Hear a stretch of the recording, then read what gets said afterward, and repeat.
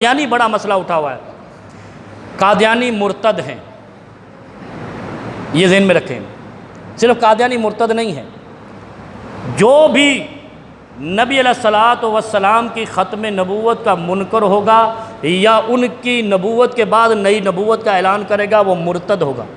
شریعت میں مرتد کی سزا واجب القتل ہے. ایک فیصلہ ہو گیا.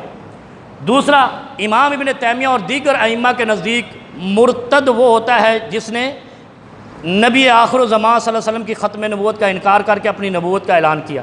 لیکن جو اس کی اولاد ہوتی ہے وہ کافر کے حکم میں آتی ہے، آپ اس کو دعوت دے کر مسلمان کر سکتے ہیں، لیکن چونکہ اس نے ان کے گھر میں کافر و مرتد کے گھر میں پیدائش لی ہے، خود ارتداد نہیں کیا. ایک مسئلہ. دوسرا مسئلہ، اس پہ بڑی بحث چلی. سب سے پہلے یہ بحث چلی ایوب خان کے دور میں،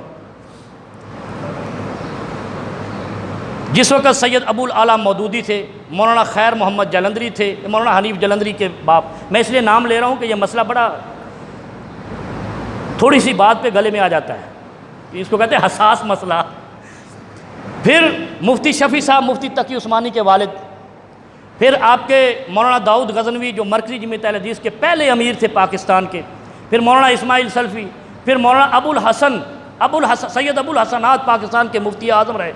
پھر مفتی محمد حسن ترنگزئی، کوئی پختونستان کے ہوں گے. اس طرح یعنی 21 مقتدر علماء، 21 مقتدر جو اس وقت کے سب سے بڑے علماء تھے. انہوں نے علامہ اقبال کا جملہ کوڈ کیا کہ قادیانیوں کو اقلیت قرار دے کر الگ کر دیا جائے. ہمارا بھی یہی مطالبہ ہے، مولانا مودودی سے لے کر مولانا اسماعیل سلفی تک، دیوبندی، بریلوی، شیعہ، اہل حدیث، تمام علماء کا، ایوب خان کے دور کا. اب وہ مسئلہ وہاں سے اٹھا اور 73 میں آ کر حل ہوا. میں مختصر بیان کرتا ہوں. 73 میں قادیانیوں کو کافر قرار دیا گیا. سب سے بڑا ظلم یہ ہوا، علماء کہتے رہے کہ یہ مرتد ہیں، انہوں نے کافر قرار دے دیا، پھر بھی ڈنڈی مار گئے. چلو مار دی، مرتد کو کافر قرار دے دیا. جب ان کو کافر قرار دے دیا تو انہوں نے مانا نہیں. آپ کو بھی معلوم ہے نہیں مانا. آج بھی تسلیم نہیں کرتے کہ ہم پاکستان کے آئین بھی نہیں مانتے اور اس فیصلے کو بھی نہیں مانتے. اچھا بھائی تم نہیں مانتے، ہم نے تو کر لیا، اور ہم نے رسول اللہ صلی اللہ علیہ وسلم کی شریعت کے مطابق تمہیں کافر قرار دے دیا، مرتد قرار دے دیا. اب یہ مسئلہ چلتا رہا. بدقسمتی یہ ہے کہ ہم نے ہر دور میں اپنے حاکم پر جب ہماری بات نہیں مانی، ہم نے قادیانیت کے نام پہ ان کے خلاف سیاست کی، جلسے جلوس کیے، دھرنے دیے، فیض آباد بھی بلاک کیا.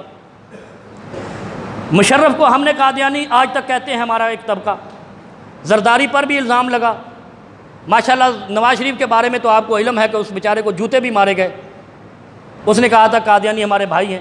اس کے ایک وزیر نے کہا قادیانی کو مسلمان سمجھو، ان کو بھی جوتے، ان کو بھی جوتے.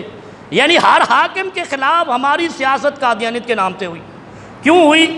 کافر تو قرار دے دیا گیا، لیکن اقلیتی کے سٹیج پر نہیں چڑھایا گیا، اقلیت کی لائن میں نہیں لگایا تھا. اس 73 کے آئین میں کافر قرار دے کے انہوں نے مانا نہیں، جلا وطن ہو گئے، بھاگ گئے، بچ گئے.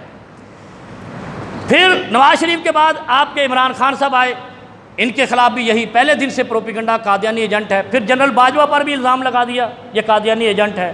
یہ میں آپ کو مختصر تاریخ بتا رہا ہوں. یار ہمارے پاس اور کوئی سلسلہ نہیں ہے کہ ہم حکمرانوں کے خلاف کوئی احتجاج کی کال دیں یا کوئی سیاست کریں. ہم نے اسی نام سے کرنی ہے جن کو کافر قرار دے دیا. اب اس مدعا کو حل ہونا چاہیے. اب جب حل ہونے کی باری آئی اور یہ کہا گیا کہ قادیانیوں کو اقلیتی کمیشن میں ڈال دیں گے، جن کا مطالبہ ایوب خان کے دور میں یہ تھا کہ ان کو اقلیت قرار دے کر الگ کر دیا جائے، وہی آج کہتے ہیں کہ نہیں، اس کو اقلیت میں نہیں ڈالنا. کیوں؟ ان کے حقوق نہیں ہیں. بالکل نہیں ہے. مرتد کے کوئی حقوق نہیں ہوتے. لیکن ایک جملہ سمجھ لو، سیدنا ابو بکر صدیق رضی اللہ عنہ کے زمانے میں مسیلمہ کذاب نے نبوت کا دعویٰ کیا، ان سے کوئی سوال نہیں کیا، تحقیق کیا. جو بھی سیدنا ابو بکر صدیق رضی اللہ عنہ سے لے کر آج کے دور تک، یا 1886 یا 46 جب سے اس نے نبوت کا دعویٰ کیا ملعون نے، مرزا قادیانی نے، اس وقت تک کوئی بھی دعویٰ نبوت کرنے والا زندہ نہیں چھوڑا گیا. زندہ نہیں چھوڑا گیا، اس کی ضروریت ختم کر دی گئی. نہیں تو تاریخ اٹھا کے دیکھ لو، کوئی دعویٰ نبوت کرنے والا زندہ نہیں بچا. یہ واحد شخص ہے اور اس کے بارے میں جب میں کہتا ہوں تو مجھے ہی لوگ کہتے ہیں تو گستاخ علماء ہے، تو اس گستاخی کو میں جائز سمجھتا ہوں کہ جن لوگوں نے جب اس نے دعویٰ نبوت کیا تھا اس کو تیغ نہیں کیا، وہ کل حضور کے سامنے کس چہرے سے پیش ہوں گے؟ کل رسول اللہ صلی اللہ علیہ وسلم کے سامنے حشر کے میدان میں کس منہ سے جائیں گے کہ تمہارے درمیان بیٹھ کر ایک آدمی نے دعویٰ نبوت کیا تھا، تم سوال کرتے رہے، مناظرے کرتے رہے؟ پوچھا نہیں جائے گا، پوچھا جائے گا۔ اور اس دور کے ان لوگوں کو یہ پوچھنا رسول اللہ صلی اللہ علیہ وسلم کا حق بنتا ہے، لیکن میں اور آپ آج مجبور ہیں، اس لیے کہ انہوں نے اس فتنے کو چھوڑا تو یہ جڑیں پکڑ گیا۔ آج یہودی بھی ان کی حمایت کر رہا ہے، عیسائی بھی ان کی حمایت کر رہا ہے، ہندو بھی ان کی حمایت، دنیا کا سارا کفر مل کے مسلمانوں کے جھوٹے داعی نبوت کو سپورٹ کر رہا ہے کہ کسی طریقے سے امت مسلمہ کو چیرا جائے۔ پھر اس کا حل کیا ہے؟ اس کا حل یہ ہے، بہترین پوری آپ نے دیکھا ہوگا پچھلے دنوں میں ٹرمپ کے پاس بھی ان کا کوئی ایجنٹ پیش ہوا جو ساڑھے تے بڑا ظلم ہوتا ہے، اچھا ٹھیک ہو گیا، بڑی دنیا میں شور اور پروپیگنڈا کرتے ہیں۔ اس کا حل کیا ہے؟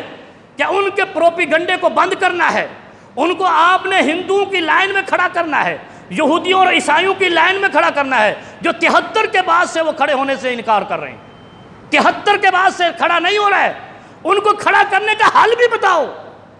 اگر حل نہیں ہے تو ہم سے لے لو، ان کو اقلیتی کمیشن میں شامل کیا جائے اور ساتھ ساتھ پاکستان کے آئین میں ایک شک اور داخل کر دی جائے کہ مرتد کی سزا واجب القتل ہے۔ بس اگر عمران خان صاحب یہ کر رہے ہیں کہ اقلیتی کمیشن میں شامل کر رہے ہیں، ایک مشورہ ہم بھی دیتے ہیں کہ اگر مسئلے کو خوش اسلوبی سے حل کرنا ہے تو یہ بھی شک ڈال دو اسی ڈیسیجن کے اندر کہ مرتد کی سزا واجب القتل ہے، کیونکہ یہ فتنہ جڑ پکڑ چکا ہے، مضبوط ہو چکا ہے، ہماری بدبختی کی وجہ سے ہمارے فوری اچھا اس کے بعد بھی جتنے دعویٰ نبوت کرنے والے آئے فوراً قتل کر دیے گئے۔ آپ کو تاریخ معلوم ہے، نہیں تو ہم سے پوچھ لینا، جتنے لوگوں نے اس زمین پر دعویٰ نبوت کیا وہ ختم کر دیے گئے۔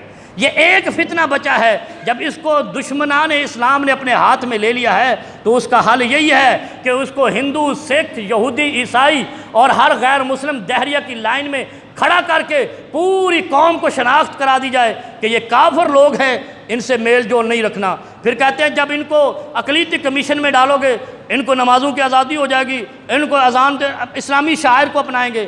تو میرے بھائی اس کے بارے میں 73 کا آئین موجود ہے کہ یہ شاعر اسلام کو استعمال کر ہی نہیں سکتے، وہ پہلے سے موجود ہے۔ اقلیتی کمیشن میں جانے کے بعد آئین پاکستان، پھر کہتے ہیں یہ آئین کو نہیں مانتے، تو اقلیتی کمیشن کو ہندوستان کا قانون ہے، یہ بھی پاکستان کا قانون ہے، یہ بھی پاکستان کا قانون ہے، اس قانون کو مانیں گے۔ ابھی تک یہ فیصلہ نہیں ہوا کہ وہ تسلیم کرے کہ نہیں کرے انہوں نے، کہ ہمیں شامل کیا جائے یا نہیں کیا جائے، لیکن ایک فتنے کو مٹانے کی کوئی تو ترکیب ہونی چاہیے۔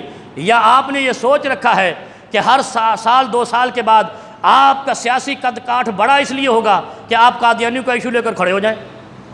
وہ میں حیران ہوں، ایک سیکولر پارٹی کے صدر نے بیان دیا ہے کہ قادیانی کو پذیرائی کیوں دی جا رہی ہے؟ اس لیے کہ تمہیں 2-3 سال بعد سیاست کرنی ہے اسی موضوع پہ، اور پھر تم نے کسی نواز شریف کو، کسی زرداری کو، کسی عمران کو قادیانی ایجنٹ باور کرا کے لوگوں سے ووٹ لینا ہے۔ یہ بدبختی ہے پاکستانیوں کی، اس فیصلے کو نہ ہونے دینا اس کا مطلب ہے کہ اس مسئلے کو تم نے جوں کہ توں رکھنا ہے اور ہر 2 سال بعد پاکستان میں دھرنا اور سیاست کا نام رکھنا ہے۔ اس کا بہترین حل یہ ہے اقلیتی کمیشن میں ڈال کر مرتد کی سزا واجب القتل کی جائے تاکہ اس کے راستے مسدود کیے جائیں۔ اس سے ایک بڑا فائدہ ہوگا، بڑا فائدہ یہ ہوگا کہ جب آپ اقلیتی کمیشن میں ڈال کے پاکستان کی سطح پر آئین پاکستان کے بعد اقلیتوں میں شامل کر دیں گے، کافروں میں شامل کر دیں گے، تو ان کے اندر جو عام مسلمان پھنسے ہیں نا، بے علم مسلمان ان کے جھانسے میں آئے ہیں، پیسے کے لالچ میں، لڑکی کے لالچ میں، عورت کے لالچ میں، وہ سارے ان کو چھوڑ کر ادھر آ جائیں گے، توبہ کر لیں گے۔ اس لیے تو ہزاروں لوگ توبہ کر کے آ جائیں گے کہ یار ہم ان کافروں میں نہیں رہنا چاہتے، ہم ایسے زندگیوں میں نہیں رہنا چاہتے جو ہمیں جھانسے سے لے گئے تھے، وہ دوبارہ کلمہ پڑھیں گے، محمد رسول اللہ صلی اللہ علیہ وسلم کی غلامی میں آ جائیں گے۔ اس قضیے کا اس کے علاوہ کوئی حل نہیں ہے اگر سوچا جائے۔ باقی اللہ تعالی ہم سب کو حق